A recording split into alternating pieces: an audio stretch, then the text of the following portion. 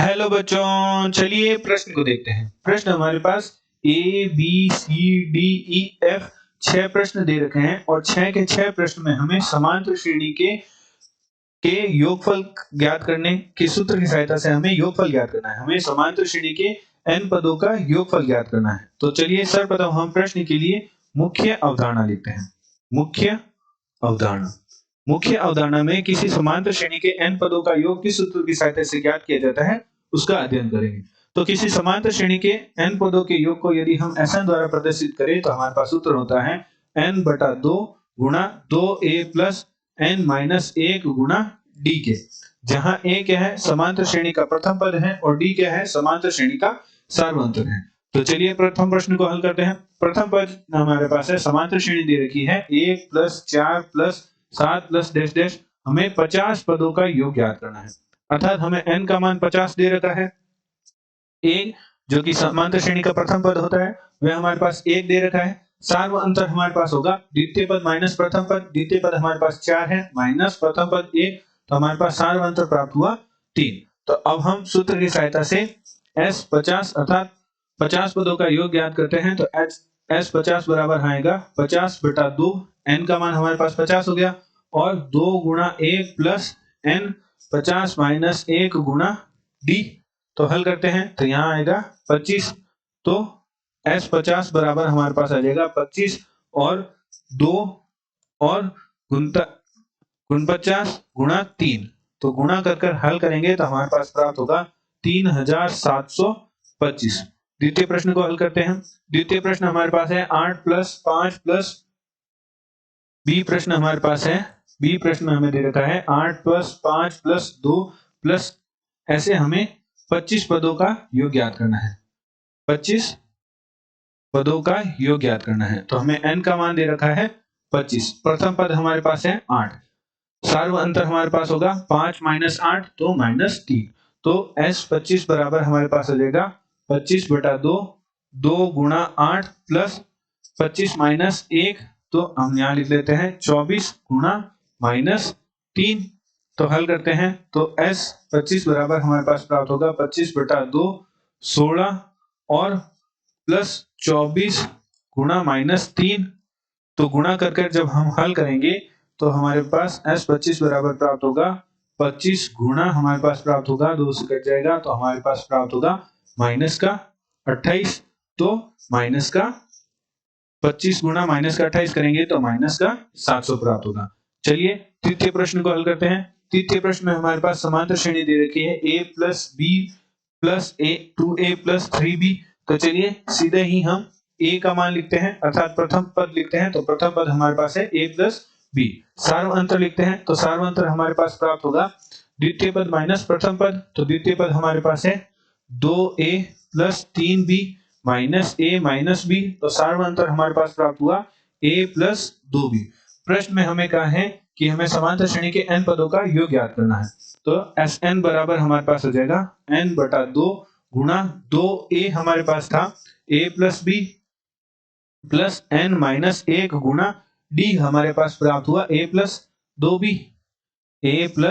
2b। तो हल करते हैं तो Sn बराबर हमारे पास प्राप्त होगा n बटा 2 और 2a plus 2b 2a plus 2b plus a की गुणा करते हैं तो an minus a plus 2bn minus 2b।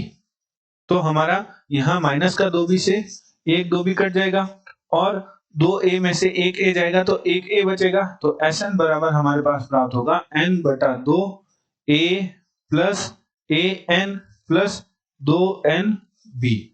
तो व्यवस्थित करके थोड़ा लिखते हैं तो हमारे पास प्राप्त होगा Sn बराबर n बटा 2 a उभयनिष्ठ ले लेते हैं तो 1 प्लस n प्लस 2nb। तो हमारे पास तृतीय प्रश्न का n पदों का योग निम्न प्राप्त हुआ। चलिए चौथे प्रश्न को हल करते हैं। तो हमारा चौथा प्रश्न है उसमें हमारा प्रथम पद दे रखा है 1, तो हमारा प्रथम पद है a बराबर हमारे पास है 1। सार्व अंतर निकालते हैं तो सार्व अंतर हमारे पास होगा द्वितीय पद है 1 माइनस 1 बटा n माइनस 1 करेंगे तो सार्व अंतर प्राप्त होगा माइनस का 1 बटा n। चौथे प्रश्न में हमें कहा है हमें n पदों का योग ज्ञात करना है। तो चलिए Sn बराबर हमारे पास हो जाएगा n बटा 2, 2 गुणा a हमारे पास प्राप्त हुआ 1 प्लस n माइनस 1 करेंगे तो n माइनस 1 गुणा d हमारे पास प्राप्त हुआ था माइनस का 1 बटा n, सार्वंतर हमारे पास माइनस का 1 बटा n प्राप्त हुआ था। तो Sn बराबर हमारे पास प्राप्त होगा n बटा 2, 2 माइनस, जब हम माइनस 1 बटा n की गुणा करेंगे तो माइनस का 1 प्लस का 1 बटा n, तो व्यवस्थित करके लिखते हैं तो हमारे पास Sn बराबर प्राप्त होगा n बटा 2, 1 प्लस n, 1 प्लस 1 बटा n, तो n को लघुत्तम ही ले लेते हैं तो 2n माइनस n प्लस 1, तो हल करेंगे तो हमारे पास प्राप्त होगा n प्लस 1, तो n से n कट जाएगा तो हमारे पास n पदों का योग प्राप्त होगा n प्लस 1 बटा 2। चलिए अब हम जो हमारा ई प्रश्न है उसे हल करते हैं। तो ई प्रश्न में हमें जो प्रथम पद दे रखा है वह वर्गमूल 3 है और द्वितीय पद है वर्गमूल 3 गुणा 1 माइनस वर्गमूल 2। तो चलिए हम यहाँ से जो हमारा ई प्रश्न है उसमें ए तो हमारे पास है वर्गमूल 3 और हमारे पास जो सार्व अंतर है वो होगा वर्गमूल 3 माइनस जो हमारा वर्गमूल 2 है उसे हम अंदर गुणा कर देते हैं। वर्गमूल 3 के अंदर गुणा करेंगे तो वर्गमूल 6 हो जाएगा और हमारे पास प्राप्त होगा वर्गमूल 6 माइनस वर्गमूल 3, तो हमारे पास सार्वंतर प्राप्त होगा माइनस वर्गमूल 6। तो चलिए प्रश्न में हमें कहा है कि 20 पदों का योग ज्ञात करना है। तो n का मान हमें 20 दे रखा है तो s 20 ज्ञात करना है। तो s 20 बराबर हमारे पास होगा 20 बटा 2, 2a हमारे पास है वर्गमूल 3 प्लस 20 माइनस 1 तो 19 गुणा वर्गमूल d हमारे पास है वर्ग माइनस का वर्गमूल 6, तो व्यवस्थित करके लिख देते हैं तो हमारे पास प्राप्त होगा s 20 पदों का योग प्राप्त होगा 10 गुणा 2 वर्गमूल 3 माइनस 19 गुणा वर्गमूल 6। आशा करते हैं। चलिए अंतिम प्रश्न रह गया हमारा f हमारा रह गया, वह हमारे पास था f था log a plus log a का वर्ग बटा b। तो हम प्रथम पद हमारे पास है वह हमारे पास है log a और जो हमारे पास सार्वंतर होगा वह होगा log a का वर्ग बटा b माइनस log a।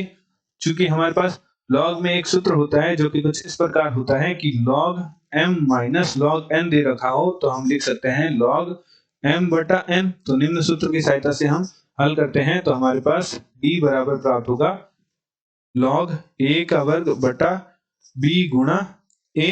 तो हमारे पास जो सार्वंतर है अर्थात d प्राप्त होगा log a बटा b।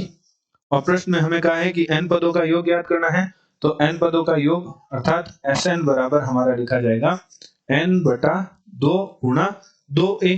तो 2 गुणा log a plus n minus 1 गुणा d log a बटा b। तो हम log a बटा b को लिख देते हैं log a minus log b।